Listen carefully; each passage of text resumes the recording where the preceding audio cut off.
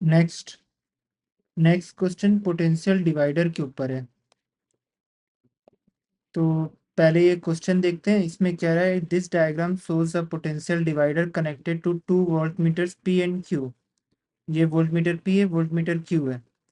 तो क्या होगा? The resistance of the variable resistor is decrease. ये वेरिएबल रजिस्टर का सिंबल है, ये सिंबल है वेरिएबल रजिस्टर का। तो ये डिक्रीज कर गया है, ये डिक्रीज कर रहा है इसका वैल्यू।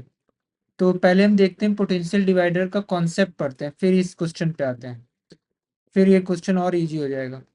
पोटेंशियल डिवाइडर में ये होता है कि हम दो अलग अलग, अब ये एक अलग पोटेंशियल का हो गया, इसका एक अलग पोटेंशियल होगा, इसका एक अलग पोटेंशियल होगा। हम कैसे कैलकुलेट कैसे करते हैं, तो हम वो देखते हैं। तो देखते हैं, हम जानते हैं क्या है। पहले हम निकालते हैं इसमें करंट क्या फ्लो होगा। दोनों में करंट सेम ही जाएगा। अगर यहाँ से आई करंट निकल रहा है इसमें भी आई, इसमें भी आई, और इधर फिर आई। ये हम वी आउट वन और वी आउट टू फाइंड करना है हमें। हम देखते हैं कैसे फाइंड करते हैं। तो अब हमें पता है वी वी इक्वल टू क्या होता है ओम्स लॉ की तरह से I R. V equal to I R, यहाँ पे क्या हो जाएगा आर टोटल, और सीरीज में तो आर टोटल क्या हो जाएगा R one plus R two, I R one plus R two. और ये वी क्या होगा वी इन, ये वी इन होगा जो कि 12 वोल्ट है। V in upon R one plus R two, ये हो गया आई का वैल्यू। क्लियर है? अब देखते हैं, अब हमें पता लगाना है वी आउट वन क्या होगा।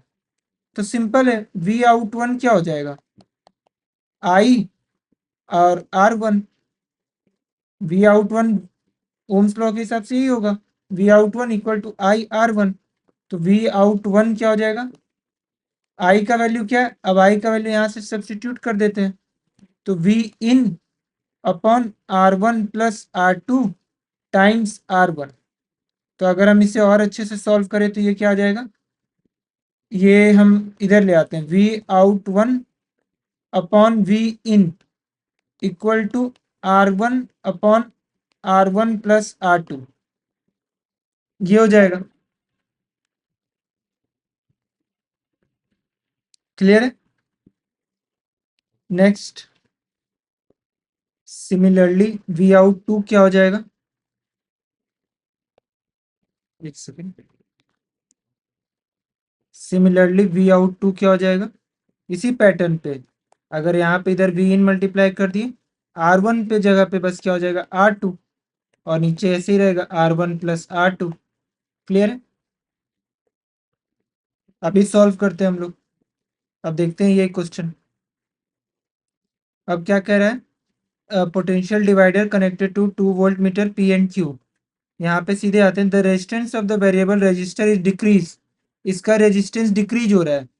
तो ये इसका ये वोल्टेज क्या होगा, ये तो आई तो इसमें कांस्टेंट जा रहा है, वी इक्वल टू होता है आई आर। आई तो फिक्स है, जो आई इसमें जा रहा है वही आई इसमें भी आ रहा है, दोनों में सेम आई जा रहा है।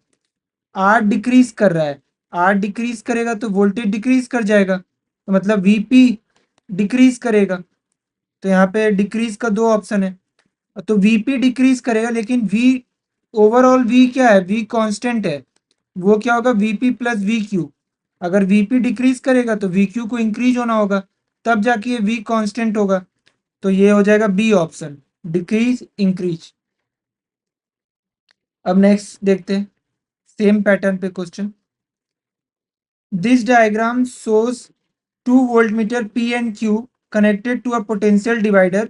पोटेंशियल डिवाइडर के साथ है volt meter P volt meter Q.